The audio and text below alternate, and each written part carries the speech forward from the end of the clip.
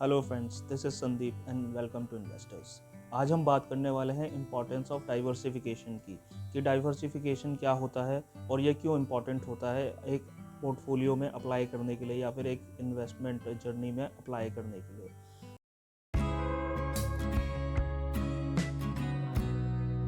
तो सबसे पहले बात करते हैं कि डाइवर्सिफिकेशन होता क्या है।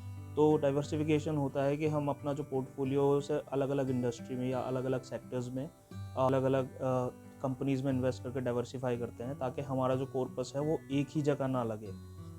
तो सबसे पहले बात करते हैं कि हम डाइवर्सिफिकेशन करते क्यों हैं। तो कभी भी अगर हमसे कोई गलत कंपनी या कोई गलत इंडस्ट्री चूज़ हो गई है, जिससे कि हमारा ओवरऑल पोर्टफोलियो डाउन हो सकता है। फॉर एग्जांपल, अगर हमने एक ही कंपनी में इन्वेस्ट किया है और वो कंपनी ख़राब परफॉर्म कर देती है, तो हमारा जो 100% पोर्टफोलियो है वो डाउन आ जाएगा। या फिर हमने एक इंडस्ट्री की 4-5 कंपनीज़ में इन्वेस्ट कर रखा है, जहाँ पे वो इंडस्ट्री अभी जो है प्रॉब्लम फेस कर रही है या ख़राब इकोनॉमिक्स से गुजर रही है, तो वहाँ पे भी हमारा जो ओवरऑल पोर्टफोलियो है वो डाउन आ जाएगा। तो इसको डाइवर्सिफाई करने के लिए, हमारे रिस्क को डिवाइड करने के लिए हम डाइवर्सिफिकेशन करते हैं अलग अलग इंडस्ट्रीज़ में, अलग अलग कंपनीज़ में या फिर अलग अलग एसेट क्लासेस में। हालांकि डाइवर्सिफिकेशन से कोई गारंटी नहीं मिलती है कि आपका जो रिटर्न है वो एनहेंस होगा, बट हम इसे डाइवर्सिफिकेशन इसीलिए करते हैं ताकि हम अपना रिस्क डिवाइड कर सकें, क्योंकि एज अ इन्वेस्टर हर किसी से गलती हो सकती है।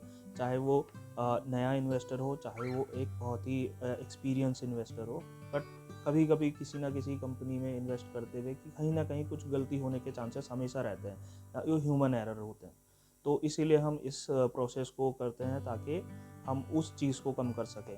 तो अब देखते हैं कि कौन कौन से तरह के डाइवर्सिफिकेशन है जिन्हें हम फॉलो कर सकते हैं। सबसे पहले बात करते हैं डाइवर्सिफिकेशन अक्रॉस इंडस्ट्रीज़ या सेक्टर्स, किसी भी सेक्टर्स भी बोल सकते हैं। तो इसमें क्या होता है कि हम एक इंडस्ट्री या फिर एक सेक्टर में इन्वेस्ट करने के बजाय हम अलग अलग इंडस्ट्रीज़ और अलग अलग सेक्टर्स में इन्वेस्ट करते हैं। फॉर एग्ज़ाम्पल, अगर हम एयरलाइन इंडस्ट्री में इन्वेस्ट करते हैं, सिर्फ हमारा जो इन्वेस्टमेंट है सिर्फ एयरलाइन इंडस्ट्रीज़ में है और किसी कारण से एयरलाइन इंडस्ट्री डाउनफॉल में जाती है।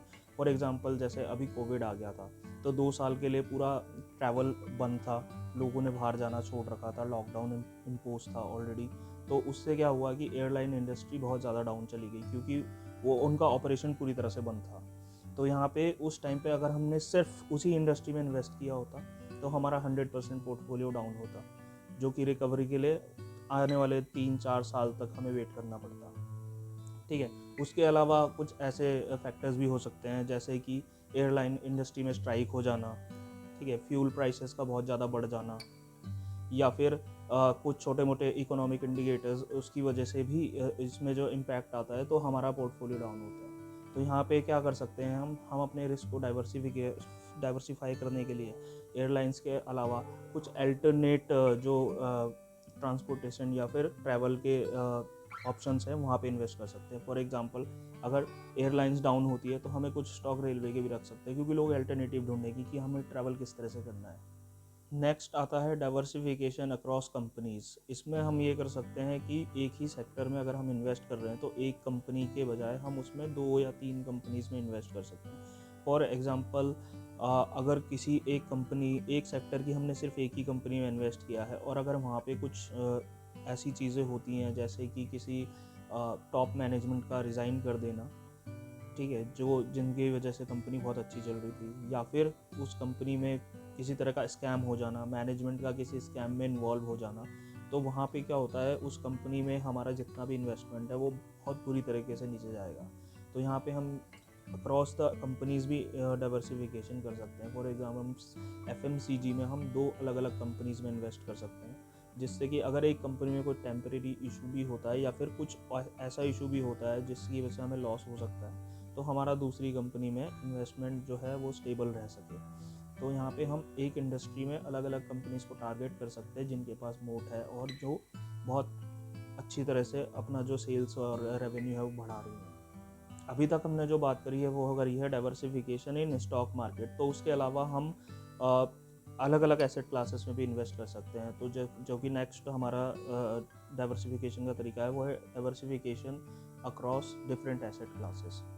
फॉर एग्ज़ाम्पल अगर हमारा पोर्टफोलियो ज़्यादा है, हमारा अमाउंट ज़्यादा है, हमारे पास रिस्क भी ज़्यादा है, तो हमें उसे अलग अलग क्लासेस में डाइवर्सिफिकेशन कर सकते हैं। फॉर एग्ज़ाम्पल स्टॉक मार्केट के साथ साथ हम रियल एस्टेट में इन्वेस्ट कर सकते हैं, या फिर हम गवर्नमेंट बॉन्ड में इन्वेस्ट कर सकते हैं, या फिर कमोडिटीज़ में जैसे कि गोल्ड, सिल्वर या अदर प्रेशियस मेटल्स जो हैं उनमें इन्वेस्ट कर सकते हैं, जिससे कि हमारा जो रिस्क है डाइवर्सिफाई हुआ। क्योंकि ज़रूरी नहीं है कि अगर स्टॉक मार्केट डाउन है तो रियल एस्टेट भी डाउन होगा, या फिर रियल एस्टेट अगर डाउन चल रहा है तो कमोडिटीज़ डाउन है या स्टॉक मार्केट डाउन है। क्योंकि हर सेक्टर और हर एसेट क्लास अपने जो माइक्रो इकोनॉमिक इंडिकेटर्स हैं उसके अकॉर्डिंग रिएक्ट करती हैं। फॉर एग्जांपल अगर इंटरेस्ट रेट बढ़ते हैं, ठीक है, या घटते हैं, तो उसका इम्पैक्ट जो होता है गवर्नमेंट बॉन्ड्स या बॉन्ड्स पे ज़्यादा होता है कि वो भी बढ़ते या घटते हैं, ठीक है, या अब उसके अपोजिट रिएक्ट करते हैं हमेशा।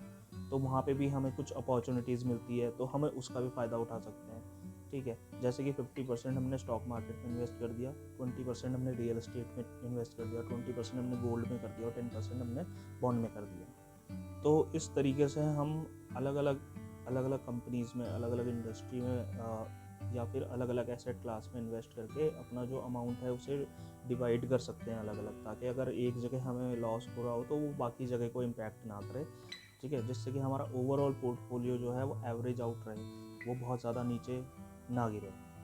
तो आपको ये वीडियो कैसा लगा है हमें कमेंट करके बताइए।